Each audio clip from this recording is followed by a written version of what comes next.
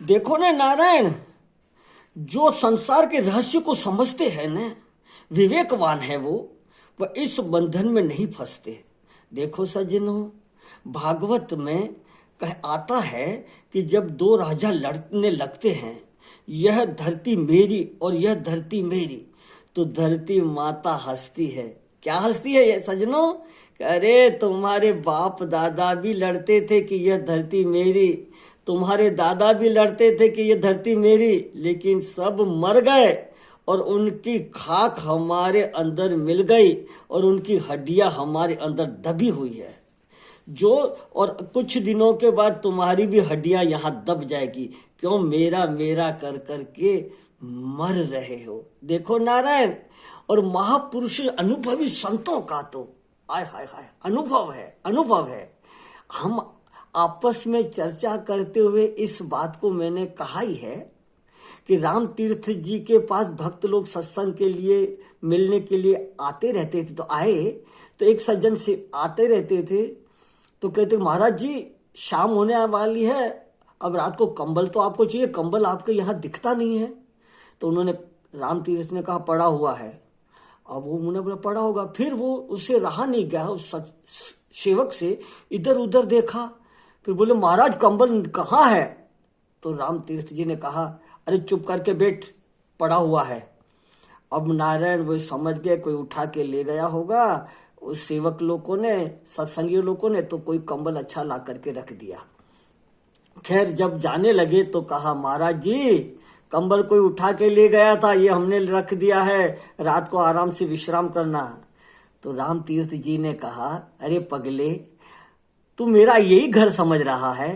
कंबल आकाश से बाहर तो जा ही नहीं सकता, यहां न तो कहां पड़ा हुआ ही है, पड़ा हुआ ही है। तो नारायण, जिनकी दृष्टि सर्वत्र ईश्वर अस्सी तत्व पर है, उस अपने आप को सर्वत्र समझते हैं, अनुभव करते हैं, तो उनका तो नारायण यही दृष्टिकोण होता है कि सब मम प्रिय, सब मम उपजा, ये सब कुछ मेरा ही तो है।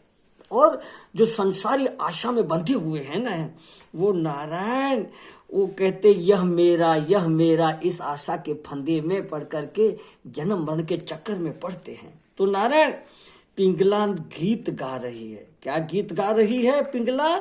कह रही है नारायण, हाय हाय मेरे मोह का विस्तार तो देखो, क्यों मोह बढ़ गया? बोली कि इंद्रिया वश में नहीं है, इसलिए मोह बढ़ गया। इंद्रियों के भोगों के लिए अमुक को मेरा बनाकर रखो, मन की तृप्ति के लिए अमुक को मेरा बनाकर रखो, ये कहीं छूट न पावे, उसी में अटक गए। मन के अटक जाने का नाम मोह है। मोह होना माने मूढ़ हो जाना, किसी चीज में अटक जाना। तो नारायण, कितनी मूर्ख हूं मैं कि यह तुच्छ पुरुष के काम की अभिलाषा करती हूं। देखो नारायण, जैसे पुरुषों के प्रसंग में स्त्रियों की निंदा आती है, वैसे स्त्रियों के प्रसंग में यह पुरुष शरीर की निंदा है। कई लोग आपेश करते हैं कि स्त्रियों की निंदा तो शास्त्र में बहुत आती है, लेकिन पुरुषों की निंदा नहीं आती है। तो यह पुरुष की और पुरुष शरीर की निंदा कह रही है और अपने को धिक्कार रही है। तो कह रही हैं, देखो कांत तो कई तरह के होते हैं, कोई रमाकांत होते हैं तो कोई चंद्रकांत होते हैं। ये कौन है? ये पुरुष तो दुष्ट कांत है। हाँ, माने सच्चरित्रता बिल्कुल नहीं है। और मैं कितनी मूर्ख कि इन दुष्टों के अपने लिए भोग चाहती हूं।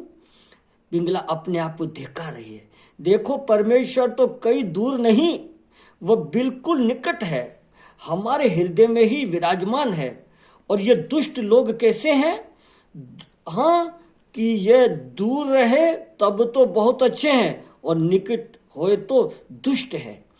एक दूसरे भला मनुष्य मालूम पड़ते हैं और एक निकट से भला मनुष्य मालूम पड़ता है।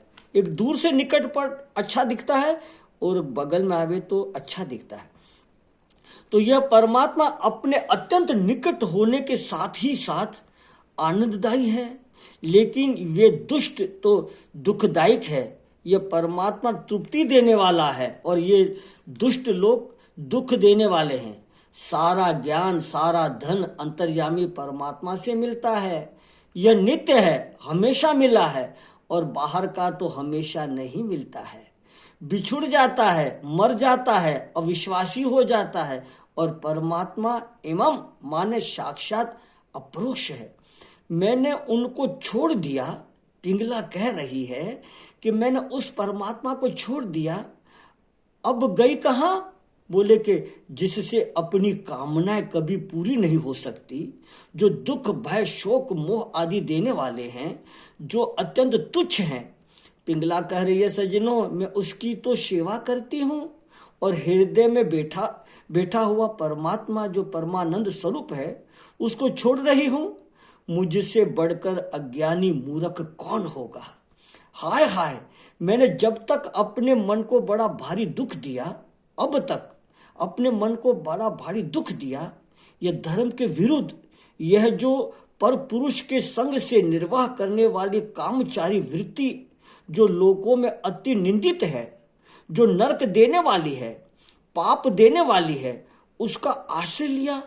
और यह जो स्त्री लंपटू पुरुष है, धन का लोभी, सर्वथा शोचनीय है, उसके हाथों अपने को बेचकर मैं चाहती थी कि इससे हमको धन मिलेगा और इससे सुख मिलेगा, परंतु इस पुरुष से हमको क्या धन और क्या सुख मिल सकेगा। देखो ने सज्जनों, शरीर तो चाहे पुरुष का हो कि स्त्री का हो, वह तो प्रकृति से ही बना हुआ है, जड़ ही होता है, दृश्य ही होता है, गंदा ही होता है, अतः वह अत्यंत त्यागने योग्य है। तो देखो सज्जनों, जैसे कोई मकान बनाते हैं तो उसके बीच बीच में खंभे गाड़ते हैं, उस पर एक बड़ी भारी लंबी बली लगाते हैं, और उस पर छोटे छोटे बांस लगाकर, हाँ नारायण, छत बनाते हैं। हाँ, उस वैसे ही ये शरीर में जो हड्डियां हैं, ये तो सब खंभे की तरह हैं। पीठ की रीढ़ तो बड़ी बड़ी बली है, और उन्हें छोटी छोटी हड्डियां, बांस के समान पसलियां हैं। ये चाम, रोएमा और नख इसके बंधा हुआ है। 9 दरवाजे हैं इसके, और उसमें से गंदगी निकलती रहती है। विष्ठा और मलमूत्र भरा हुआ, थूक, नाल, पसीना निकलता ही रहता है। ऐसा तो ये शरीर, और कह रही है पिंगला कि मुझ जैसी बेवकूफ पिंगला को छोड़कर और कौन ऐसी बुद्धिमती स्त्रियां है जो ऐसे शरीर वाले पुरुष की शरण ग्रहण करके और उसका संग करके उसको भोगती और उसमें अपने को अर्पण करती है। धिक्कार है मेरे जीवन को। ऐसे करके पिंगला अपने आप को कोस रही है। आगे कह रही है नारायण, पिंगला कहती कि विदेह की नगरी में अकेली मैं मूढ़ बुद्धि हूं, बेवकूफ हूं कि आत्मदाता परमात्मा को छोड़कर जिनको जान लो तो हमेशा के लिए मिल जाते हैं और हमेशा के संगी होते हैं, ऐसे जो अच्युत आत्मज्ञानी महात्मा है, परमात्मा है, उनको छोड़कर मैं दूसरों से अपनी वासना पूर्ण करना चाहती हूं। मुझसे बढ़कर मूर्ख इस नगर में और कोई नहीं है। इन पर पुरुषों की मैं खिलौना बन करके और भोग रही हूं और अपने को बेच रही हूं। धिक्कार है मेरे को, धिक्कार है। ये जो हमारे हृदय में परमात्मा बैठा हुआ है वह हमारा सुहृदय है, हमारी भलाई चाहने वाला है।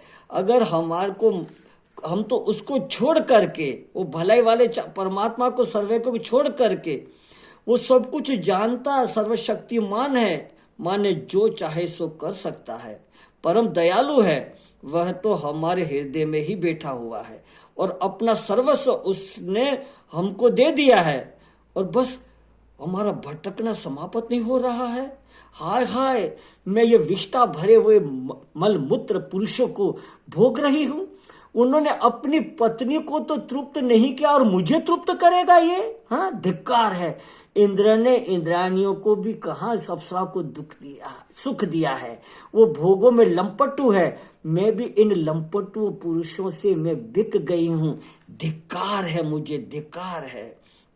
देखो नारायण, खरीदने लायक कोई है तो वही है, उसका सौदा कैसे हो? कि उस परमात्मा को ही खरीदना चाहिए, उस परमात्मा से ही प्रेम करना चाहिए। सब शरीरधारियों की आत्मा है। आत्मा कहने से यह हुआ कि शांत रस अनुभव हम उसी से करते हैं। नाथ कहने से यह हुआ कि दास्य रहस्य का अनुभव हम उसी से कर सकते हैं। और प्रतिष्ठ परमेश्वर कहने से यह हुआ कि श्रृंगार रस का अनुभव भी हम उसी के साथ करते हैं। तो उस परमात्मा को, स्वामी को, ईश्वर को छोड़ करके मुझे धिक्कार है कि मैं ये पर पुरुष का खिलौना बन करके उसको भोगने और उसका खिलौना बन करके उसको ही रिझाने में लगी हूँ। ऐसे करके अपने को धिक्कार रही है। कौन? वेश्या पिंगला।